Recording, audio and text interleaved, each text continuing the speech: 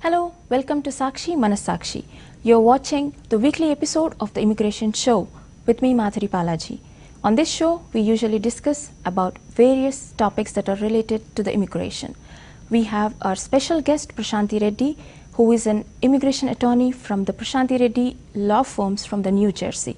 She is considered as one of the best immigration attorneys across the country, and also she holds more than 20 years of experience in this industry. She has been a consultant at the US consulate, Indian consulate as well. So Prashanthi Garu here will take live callers, and also we try to answer the queries that you have and also discuss various topics that are related to the immigration. Welcome Prashanthi Garu, welcome to the show. How are you? Thank you Madhu. I'm good, thanks. Nice to see you. Nice to see you too. So, given the pandemic situation, we are facing a lot of uncertainty these days. So, latestly on Monday, we heard that the US Immigration and Customs Enforcement said that the students, especially with the non-immigrant visas, cannot go full-time about the online courses, and they cannot stay while they are in the country.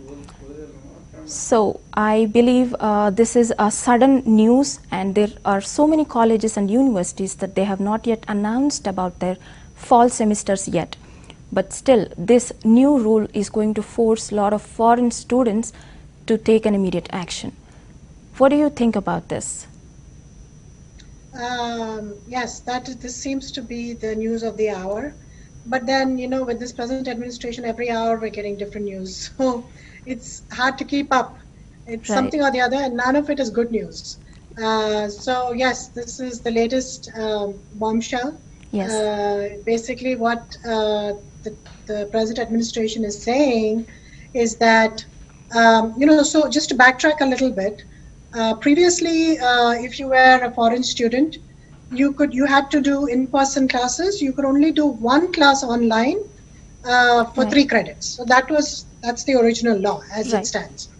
Then because of COVID situation, it became impossible to go to school and impossible for students to even leave the country because there's still no flights. So they relaxed the regulation, and they said that you could take all your courses online, and everything was going well. The students were not out of status, they were not losing their tuition fee, universities were not losing their revenue, so everything was going well. And they in fact said that this concession would be until the emergency lasted, until the end of the emergency. Right. But suddenly now they have decided that the fall is the end of the emergency. I don't know on what basis. It's not that COVID has gone anywhere. In fact, the United States still has the highest number of cases of COVID-19. Yes. And we're not expecting it to vanish by the fall semester. Soon. Right. So I don't know on what basis they have brought out this news flash. USCIS has posted a news flash basically saying that we are going to give some concession, which means that you can take more than one course online. Earlier it was one course, now we're giving you a concession and saying more than one course, but you have to take in-person courses as well, in-person classes. And if you don't, they haven't said how many classes should be in person and how many classes should be online. They simply said that universities like Harvard and MIT and a lot of other universities that are doing online courses only for this fall, they cannot, foreign students can no longer study at those universities. So those students will then have to either file for a change of status if they're already here. They have to file for a reduction in their course load and take a semester off after taking permission from the university, or they have to leave the country, which, all 3 situations are not good, because then either way they are losing their semester. Yes. So what they're saying is a hybrid. So universities that are having a hybrid of online and in-person can still have foreign students, provided that particular foreign student takes some in-person courses. Again, they don't define how many. And I'm hoping when the actual regulations, this is only a press release, When the actual Yeah. regulation comes out, they may not be as vague. Maybe they'll define this more. So that's what it is right now. So that is pretty scary for a lot of Indian students, I suppose. There are more than 2 lakh Indian students studying across US campuses, right? So in this situation, I want you to help them understand what are the other options they might have at this point. So yeah, 5,000 foreign students in Harvard University itself. So like that, there are Right. hundreds of universities. Um, so in this option, what they have to do is either, I guess they'll have to either transfer to a university that is offering a hybrid of online and in-person classes, or they'll have to reduce their course load. For example, if they're this semester, they might be fine because they're taking the requisite number of, combination of inline and online and in person. But maybe next semester, when they have to take courses, the courses that they want to take might be online. So in which case, then they might again find themselves in a situation where, they have to leave or their status is in jeopardy Right. next semester. So in that situation, then what they need to do is maybe reduce their course load, whether it be this semester or next semester, by taking special permission from the university. If the university permits that in certain situations, definitely in a situation where they're sick, or in a situation where maybe they find the course too difficult, or they allow them to take a reduction in course load. I think with the COVID, there might be a reason. The COVID might be an additional situation where they can do a reduction in course load. We have to wait and see. But I think the biggest relief, I think, would be if the courts intervene. I think that's the biggest ray of hope that we have. And we're lucky that MIT and Harvard have already filed a lawsuit. Right. So That's just good. happened yesterday, and these universities have already filed. So you can see how much it means to them and what is at stake.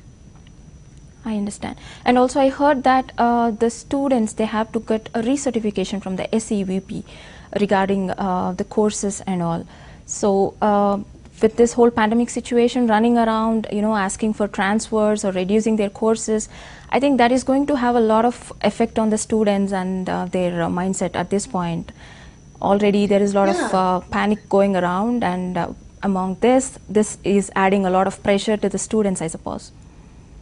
Absolutely, you're right. I mean, the pandemic itself is causing so much anxiety, right? Exactly. Because of loss of life and Right. loss of health. And the economy also being bad, that's causing a lot of anxiety.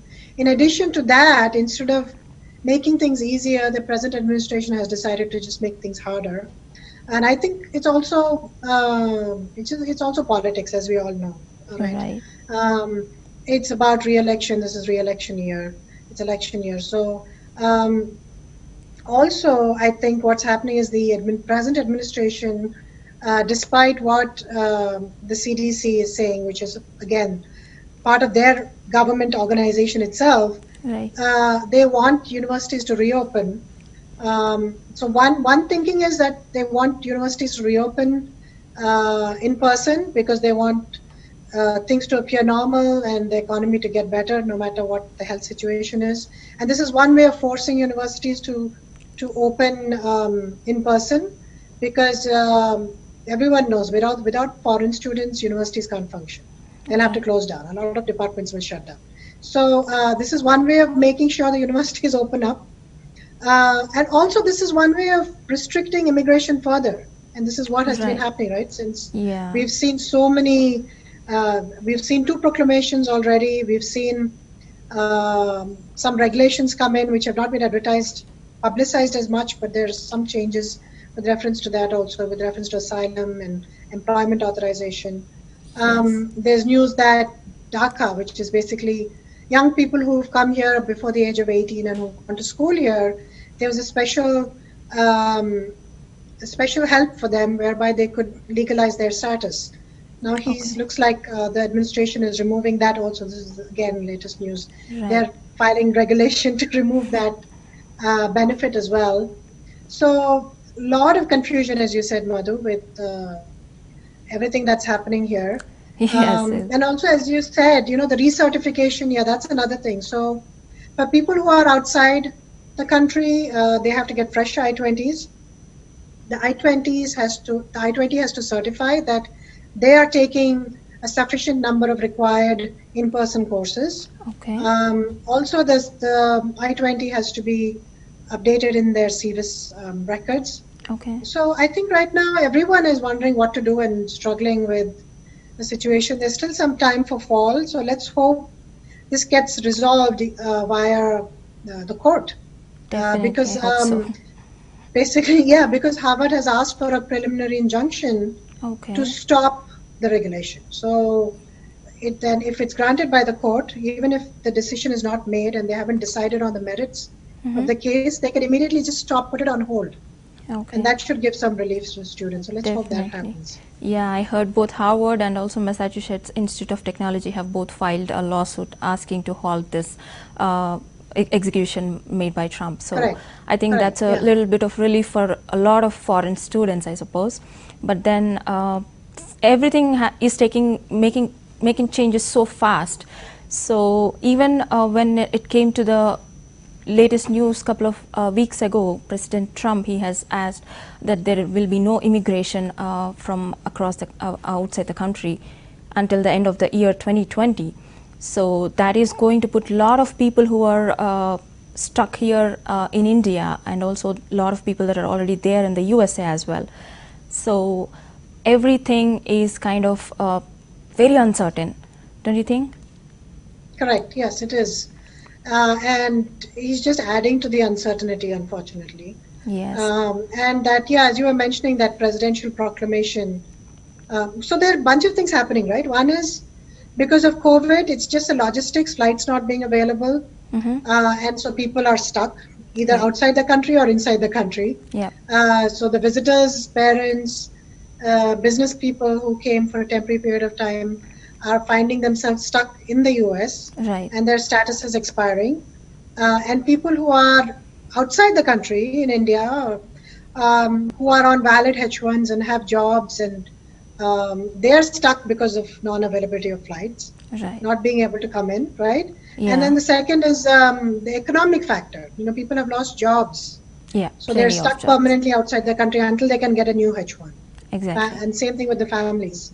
Or people who are here are being laid off and losing jobs and having to either leave or try to file some kind of a change of status, either to a visitor's visa, student, something. They're trying to do whatever they can. And then the third thing is the consulates are closed. So the consulates being closed, no one can apply for a new visa even if they want to. A lot of people have gone for visa extensions and they can no longer apply because of that. Right. And then again, the president's proclamation, so which has banned H1s and H4s, L1s, dependents, J1s, and dependents from coming into the country, provided, of course, they were at the time that the proclamation was published that they were out of the country. Number one, they had to be out of the country. Okay. Number two, they should not have had a valid visa, the same type of visa that they're seeking to come on. For example, if they had a B2 visa, that wouldn't help if they're trying to come in on a H1. So, the presidential proclamation hasn't. Yeah, that's another spoke in the wheel. Okay. In addition to everything that's happening. Okay, so what is the option for the H-1Bs right now? If there is no H-1, there is no option of, extending their visa, the current visa, or filing for a new visa. So what is the best option for them to remain in USA or look for other options, get jobs? So basically for people who are on H1, if they're in the country, they can file for extensions, thankfully. Okay. And even so it doesn't affect the cap season also.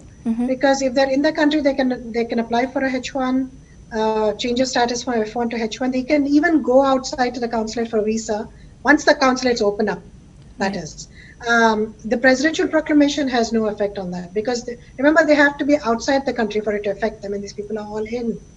So even if they leave afterwards, they don't come under that proclamation because at the time of publication of the proclamation, they were in the country. So they can go outside, apply for change of status. They can apply for a visa. They can apply for extensions. But people who have lost jobs, they obviously luckily there is existing law. It's called a 60 days grace period. So even if you lose your job, you have 60 days to look for another job. So you're not considered to be out of status. Okay. So a lot of people are using that 60 days Grace period. To file for, transfers or extensions, change of status applications, etc. Okay. So we have talked about students who are kind of in a dilemma right now, especially for those who are going for online classes. And there is no situation right now for going in person, and some colleges are offering both hybrid, like you mentioned, both online and in person. And again, there is no exact number of how many online classes and or how many in-person classes to be taken. You said that, right? So is there any chance that sometime soon there will be any clarification that is going to come out from the government or the administration about this? Yeah, so we have to remember that what has come out, this announcement is only a press release. They're just saying that very soon a public regulation is going to be published. So what they're doing is publishing a final temporary regulation, it's called. Prashanthi Garu, there is a caller named Parth. I would like to have him. Sorry to interrupt you. Hello, Parth. Sure, can you hear me? I can. Hello? Yes, I can hear you. Okay, Parth. Please ask your question. We have Prashanthi Garu here. She'll answer your query. Yes. So I am on H-1B, and my spouse is also on H-4, and we are in the state. After proclamation, can I apply for H-4 EAD, or I should be able to apply only after December? So the presidential proclamation does not, thankfully, as yet they don't. It doesn't talk about H-4 EADs. The only thing that Trump mentions is that these things need to be looked into, within 30 days, and there has to be some suggested course of action with reference to this and green cards and H-4 EADs. But as of now, just to give you an update, there is no update.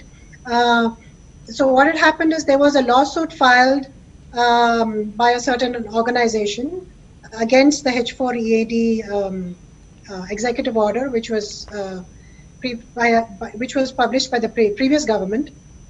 So the judge has given the government time to change the regulation, because certain things have to be done. It has to be done in a certain way. If for a permanent regulation to take place, it takes about 12 to 18 months usually, sometimes longer. It seems that it's held up at that stage. There was supposed to be another court hearing in May, but May 20th, I think, but that hasn't happened because of COVID. So the H-4 EAD situation is still status quo. It's still the same. You can apply and work on H-4 EAD as of now. The other issue that has affected H-4 EADs is biometrics. The application support centers are not open, so biometrics cannot be taken. But if it's an extension, you don't even need to take biometrics. They have said that because of the COVID situation, they will make use of previous biometrics. So you can go ahead and apply. That's not an issue. No. Okay, thank you. Thank you, Parth. Thanks for calling, and I hope your question is answered. So, going back, Prashanthi Garu, we were talking about the options that students have at this point, and also for the immigrants. So, basically for students, if they're, as we were discussing, right, that they can either reduce their course load, they can file for a change of status, they can transfer right, from one university to another. But if they're outside the country, that might not be a bad thing for now, to just remain outside the country and take courses online and complete your semester that way. For example, if you're in one of these universities, MIT, Harvard, or etc., just stay outside, finish your semester online. I know it's not the best option, but there is no purpose of coming back into the country if they're having online courses anyway, because you're not going to have in-person courses anyway. I mean, I think they should, they should make the quality of their online courses much better if they're charging 30,000 per semester or Yes. whatever they charge. That's I huge. think there's been some criticism on that, but at this point, if you're a foreign student, until you know more, I think you should just wait and see and take your just stay in India and take courses online for now, rather than coming into a situation where things are uncertain. So for now, wait and see, and once you see what happens, one option is definitely to continue courses online. Okay. But you were asking Madhu about, and that's what I was talking about, I think, about what happens next and when we will know, how many courses are online and how many courses are going to be in person. Right. So as I said, this is a new flash. The next step is for them to publish a regulation. A Okay. regulation, usually regulations, as I was mentioning with the H-4EAD earlier, takes a long time because there is a publication period and there's a comment period. So it usually takes 12 to 18 months or more sometimes Wow. for a regulation to get finalized. Okay. But in this situation, what is going to be done is they're going to be publishing a temporary Okay. regulation. Okay. So in a situation where they have a temporary regulation, there's no comment in publication period. So it can be in effect immediately. Okay. But the Understood. disadvantage of a temporary regulation is that it can be easily challenged in court because there has to be a pressing reason for them not to go through the entire, regulatory method Process. Yeah. process. Correct. Okay, understood. Okay, so I would like to change the topic and come to the green card processing. So can you please help us with the whole path of the green card processing, be it new filings or the existing applications that are already there? So amidst this COVID situation and a lot of rules have been changing a lot. So given this, can you please tell us where do this whole process and the people who are seeking this green card stand? So yeah, with the first, just to tell you what the impact is with the present presidential proclamation, the last one with reference to which affected H's and L's and J1s. Within that proclamation, there was also a directive to the Labor Department and to the Secretary of State to look into the green card process, the PERM process, labor certification process, Right. and see how it is affecting US citizen jobs. Okay. So what they're basically saying, what the thinking is that they want to, for people to get certified. Okay. So for example, somebody has filed a labor certification, got approved, filed an I-140 in the second stage, got approved. They've been waiting in this country for the last 10 years, which there are a lot of people like that, unfortunately.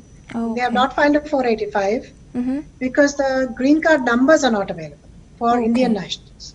Okay. So there's a long wait for an Indian national to get a green card at this present time.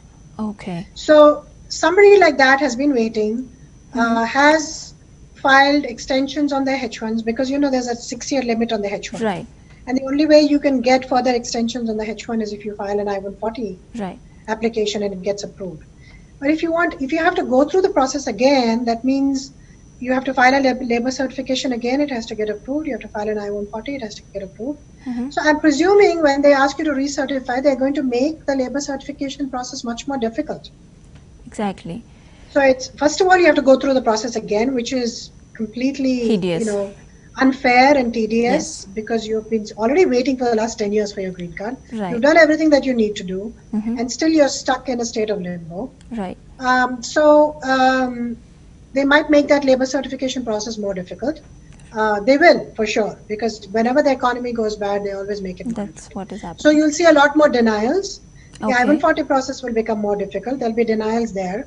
Okay. So what they're trying to do here is force those people, that talent which has been here, worked in this country for the last 10 years, 15 years, they're on high-paying jobs, senior positions, they're forcing them to leave. Exactly. So this is one way of forcing H1s, because otherwise the present administration cannot file a proclamation against people who are in the country, because that is based. The proclamation is based on 212F, which only affects people who are outside the country. He cannot Exactly. make changes to things that are here unless you go through the regulation process, which I Yes. said was a very lengthy process. Yeah. So now what he's trying to do is indirectly he's trying to Forcing them to leave. remove Yeah. H1s also from the picture, like he's doing with students. So it's a very That's sad kind of situation unfair. right now. Completely unfair, and it's all Yes. politics. So let's hope either the elections happen and something positive happens there, or the courts come to our rescue, even with reference to this proclamation as well. By the way, Okay. the people are already filing lawsuits even against this present proclamation with reference to restrictions on H1s and Ls and Js. So let's see what happens with reference to that as well. Okay, so in that case, what is the option? I mean, what is the best option? Is it EB1, EB2, or EB3? What do you think is the best option to go for these people who are stranded? So presently for labor certification, especially for Indian nationals, obviously EB1 would be the best option, because I mean EB1 used to be current in the past and it's not anymore, but still, yes. Okay. But Sorry to interrupt you, Prashanthi Garu. We yes. have a caller, Sneha. She's from Okay. Canada. Sneha, can you hear me? Hello? I'm so sorry. I think the call dropped. So I'm so sorry, Prashanthi Garu. You can continue. We were talking Yeah. about what's the So best option. EB1, okay. EB2, So or basically, EB3? the EB1, EB2, EB3, the three employment-based categories. Right. The EB1 option is still the best, Okay. but not many people qualify for it. You can either, if you're on an L1A, like a multinational executive, then you could qualify for an EB1, and that's great. Okay. Otherwise, you have to be one of those exceptional ability, extraordinary ability cases in order to qualify for an EB1, which, how many people are exceptional, right? So not many people qualify for it. But if you do, you should certainly, sometimes maybe you do and you don't realize it, because you don't have to win the Nobel Prize to get an EB1. A lot of people think that you have to. But yes, you have to have some kind of award. You have to be distinguished in your field. You have to be above everyone else, right? Right. Not average, but above average. So it's possible to get an EB1. So definitely look into that, no matter which area you're working in. Right. Look into the EB1 category. Otherwise, in between the EB2 and the EB3, so EB2 is for people, jobs that require an advanced degree, and Okay. EB3 is for a bachelor's degree. So there's not much difference between the two with reference to dates. So I would say, rather than trying to do EB2 versus doing EB3, I would say go for EB3, because it's just that it'll be easier for your labor certification to get approved. Okay. If you do the lower category, and since it doesn't make any difference anyway, and you can always port to an EB2 later on, and especially if your employer. So one thing is the ability to pay issue, and the employer has to show that. So if you're a small company, working for a small company, or you're not getting paid, the prevailing wage as per the Labor Department for the perm, which is different from the prevailing wage for your H1, then you should think of going for EB3. Then it'll be easier to get the I-140 approved as well. Okay. Coming to green cards, we also have family-based and also employment-based. So do you think with all these new regulations coming up, even that is going to be affected, and people may have to stay back and wait for their green cards? So the family-based is also affected, yes, because again, visa numbers are not available, but affected more because of this pandemic also. Right. Because again, they're not processing biometrics. So for any green card that you file, you have to give your fingerprints, take photographs. Right. So those the places where you do that, they're called application support centers. So those ACS centers are closed because of the pandemic. Right. So whoever has filed, their cases are pretty much on hold. Also, interviews are not taking place in the country or outside the country, because consulates are closed outside the country. So pretty much everything, immigration is on hold, on the whole, you can say, because, I mean, they're accepting the filings, but processing times are obviously going to be affected because of this. Okay. Already the things are getting delayed, but with this added up, I think it's going to take longer time, I suppose. Absolutely. And also, the other news with this COVID, it's one bad news after the other, unfortunately. And we have a lot to talk about, but nothing is good. I wish we had some. There's some silver lining also. There's some good stuff, but nothing to do with COVID. Okay. Coincidental, and we can talk about that later. But definitely. Sorry to interrupt, Prashanthi. We have a caller named Raju. Hello, Raju. Can you hear me? Yeah. Welcome to the show. My name is Raj. Yeah. Yeah. Thanks. Thanks. Actually, my question is to Andy. Actually, now the present F1 అయిపోయిందండి. So I have a friend who recently came to US in the month of January. So actually, present ఉన్న దాంట్లో whatever the rule passed on Monday, which says F1 students cannot take any online course. He has opted for CPT. So actually CPT మీద ఒక subject online course చేయొచ్చు అని వాళ్ళ college rule ఉందండి. So can he do that or no? So as I was saying, as per Raj, as per what the existing law is, you could always do one online course for 3 credits. So that is still, Okay. you can still do it. That's the minimum that you can do. In addition to that, it's possible that you can take more online courses now because the university is only offering should offer a hybrid of online and offline. So it's the situation is still slightly better than what it was pre-COVID, because pre-COVID there was only one online course that you could take. Now they're saying you can take more than one online course, but they haven't said how many, but they said more than one. So yes, to answer your question, yes, he can take that one online course that he wants to take. He cannot take? He can. But according to the new rule, they say like you cannot take online course and you'll not, it says you are not. No, the new rule says that you have to take some in-person courses. You cannot take all online courses. Yeah. That's what the my question is in case of the in-person online class, can he do on CPT one subject he can do as a CPT, right? So that one subject can he do as CPT and the other subject can he take online course? No, that doesn't change anything. For CPT people, the regulation is not different. It's the same for any F1 student, whether they have CPT or they don't have CPT. The regulation is that you can take one online course per semester, which is 3 credits out of the 12 credits that you need to take per semester. Okay, that is the law. Under the new press release, under COVID, they had changed it again, and they said you can take all courses online. Because of COVID, universities are closed. Then now they're seeking to change it again, and they're saying we are going back to the old law, but we'll allow some concessions still where you can take more than one online course, but they haven't said how many as yet. So we're still waiting for the actual regulation to be published. Does that answer your question? Yeah, I got your answer, but I don't see any in-class subjects on the college portal. So yeah, that's a problem then. That is not. do you think the college is going that to is not a open question. up, So that is a problem. And as I said, the solution to the problem. So this has been a big problem, and I am glad you brought this up. So Now, he even if already people paid wanted to take tuition fees.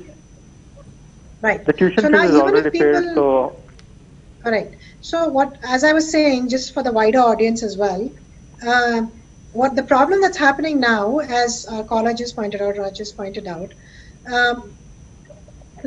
even if there's a hybrid method, the courses that they have opted for may not be in person. They may be online. And even if they want to change the courses now, it's not available because you have to do it much in advance. So you have to elect for your courses in advance because they get filled up very quickly. So even if they want to take more in-person classes, they cannot because they're already filled up. And I in fact heard that in one university, the local students were giving up their classes to the foreign students, so the foreign students could take more in-person classes and remain in status. So they formed a group and they were trying to do that to help foreign students.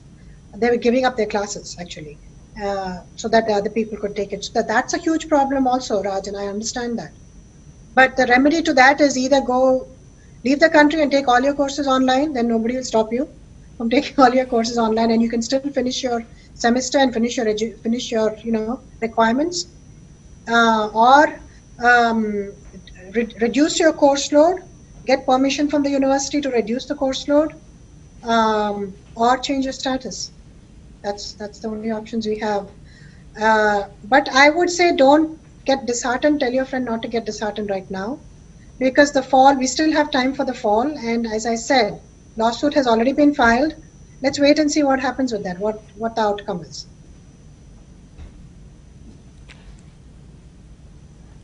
Mr. Raj, I hope your question has been answered. We also have another caller. His name is Jay. Jay, can you hear me? Yes, ma'am. Yes, please ask your question. Actually, my parents are visiting me like on H-4 visa, and actually the 6-month stay is already done. So I requested for the extension. I think one of my parents actually got for the fingerprinting, 539 form. I sent because previously before the 6 months was expiring, I sent them the change in date. But now with the COVID situation going on, I have to extend the date again. So when they go for the fingerprinting and when they look at the case, if I export the new ticket and send a new letter, is that enough, or I need to reapply again all from the new application for my parents for the extension of the okay. the different. Right. Okay. So your facts are not clear. So I'm going to ask you a few questions so that I get your facts clear. So you filed for a B2 extension. You said H4, but I'm presuming it's a B2. You filed for a B2 extension B2, for your parents, correct? Yes, that's correct. And this is the second time you're filing an extension, or first time? No, this is the first time I filed. This is the first time I filed, but when I filed the extension, in the documents which I presented to them, I given them the return date, the extended return date, but that date is again changed because the flights again, previously their 6 months was expiring in June. That's fine. I understand what you're saying. Okay, now I got what you're saying. So you filed for a B2 extension. You've asked for a certain. You said that they would leave by a certain date, right? What is the date you have asked until? Yes. What is the date you have asked I asked until? on July 1st week. July 1st week. You didn't ask automatically for 6 months? Basically, because I wanted to present them the facts, so I told them okay, so that is where people say you need. That's why you need to hire an attorney, and not do these things on your own. That's exactly a classic example for you. Because the regulation allows you to file an extension for 6 months. You should file the extension for 6 months. But if you don't need it, you don't use it. Nobody's asking you to use it. If you're leaving ahead of that time, that's fine. Nobody's going to say anything.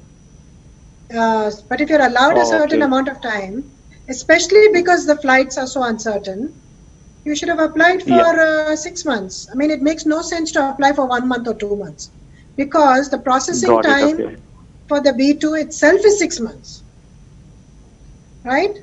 So now you're in a situation where if they don't leave in the period that you've asked for, you have to again apply for another extension based on the previous receipt. Got it. Okay. So it's a mess. It's a kind of a mess. Okay. So you can maybe I can help you further offline if you send me an email. But this is something that we need to you need to further discuss with an attorney as to how to resolve it. Okay. Okay, that makes sense. Thank you so much. Appreciate it. You're welcome. Good luck. Thank you so much. I hope your question is answered. We have another caller, Prashanthi Garu. Her name is Sneha. Sneha, can you hear me? Yes. Can you hear me, Madhuri? Yes. Please ask your question. Okay. Yeah. First of all, I apologize. This call got disconnected last time. No problem. Happens. Yeah. So my question is here to Attorney Prashanthi. Prashanthi, good evening. Hello. Yeah. Hello. I hear a lot of disturbance with the line. Hello. We can hear you. I just the volume is not that great, but we can still hear you. If you can speak up, I think. Okay. Yeah, sure. Now my question is like, this is on behalf of one of my friends. He have paid his tuition fees already for one of the universities, and now we see a new resolution coming up yesterday, right? Like the Trump has saying that the students will not come. So still that particular person, my friend, he is in India. Now my question here is like, he is good to continue with the online classes as per the new regulations and everything. But future, when he completes his, master's staying from India online, though the university is from USA, when he goes for a H-1, once the situation, everything's better, does it still really comes under master's cap? Or do you see any kind of new regulations coming again in the future just because of these online? Because there were many courses before also, but you used to see hardly few people choosing the complete online courses, right? So will there Right. be So any that was problem different. with I any wanted kind of new to. That's a good. regulations? Right. That's a good question, and I wanted to distinguish between doing a distance education course, which has very little value, right, versus Yes. doing an in-person course. I mean, COVID is a situation that has never happened, at least in our lifetime, right? So it's an unusual Yeah. circumstances where they're offering in-person courses online because it's not safe to go in person. But it's not. Yes. It's not that they're offering the entire master's degree. Will be it's 2 years a master's. So it's not like he'll be doing the entire Yeah. 2 years online. He'll be doing one semester at the most online. I don't see it being longer than that. So the fact that he partially did some online courses doesn't mean that it's a distance education degree, and therefore it doesn't mean that he doesn't qualify under the master's cap. He will still be. It will. His transcript will look normal. He'll have a regular degree like everybody else, and it'll be a master's Yeah. degree from the US. I don't think it'll make a difference that under these circumstances he had to do, one semester online or whatever it is. That's different from doing, under normal circumstances, doing a distance education course. Okay, because we cannot expect, right? Because many unexpected things have come up on daily basis with the new rules from the Trump. We don't even have exact timeline, like when the situation comes to better and when you see the consulates and visas opening again for every people. So we were very much worried, like even though if we go ahead and apply for the masters and he completes his masters in master's quota and get his H-1 picked up in the future. So any kind of additional documentation required? Do we need to be? I mean, we need to present them any proofs about this his Everybody online knows, course that he has Sneha. been doing. Everyone knows about COVID. There is no proof required. The whole world is suffering. So I don't think you need to worry. Yes, I know that it is we don't know when the end is, but I don't foresee, no matter how you look at it, that it'll go on for more than a year, right? COVID will not go on for more than a year. So that means classes will not continue to be offered online. They will come back to being in person. Students didn't, as I was telling Madhu, it's not like people are charging 30,000 per semester. Nobody's going to keep quiet if the courses are continue online unless there is a need for it. Right. And we don't expect COVID to continue for years to years, right? So even the present administration, and we have elections, and we don't know what the results is. Worst case scenario, even if the present administration wins the elections, they can't continue extending for no reason, right? They can't continue extending or banning students or changing things for no reason. It will be challenged in court. It's not like they have the final say. The courts have the final say. If they do anything unreasonable, the courts will take them up. So I think we have hope. So I don't think you should be that dejected that your friend will have to take his entire master's degree online. I don't think that will happen. So I got I got the answer. Thank you. You're welcome. Thank you so much, Neha. I hope your questions are answered. So Prashanthi Garu, we are back to the discussion. We were talking about various options that we have right now for the students. So a lot of callers have been calling and asking the same question. We don't know how long this situation will go on, and there is no clarification about how many online classes are to be taken and how many regular classes are going to be there. So all we can do is hope that there is some clarification coming soon from the administration, right? Correct. Yes. Correct. Yes. And as I was saying, perhaps this month or next month, we expect a regulation to be published. And as I was saying, the regulation is going to be effective immediately because it's going to be a temporary final regulation, which means that it's not as strong as a final regulation or a permanent regulation because it hasn't gone through the administrative process that regulations usually go through. So it has a lot of holes in it, and you can easily poke more holes in it and challenge it in court. So that's one advantage that we have. And as we see Harvard and MIT, and I'm sure a lot of other universities are going to join in the lawsuit, right? Because they have a lot at stake, and there's a lot of money at stake, and universities have a big say in this country, educational Right. institutions. So we at least the small people don't have to worry about that. The universities will take care of it for us. Wonderful. That sounds good. That sounds like a good news. So we had a great show today, and all the callers, I think their questions have been answered. There is nothing to panic at this point, but definitely, hopefully, with all the lawsuits being filed from various organizations and institutions, I hope something comes up soon, which is going to be a good news. So we'll be back again next Wednesday, same time, 6 p.m. Eastern Time, and we'll come back with new topic to discuss.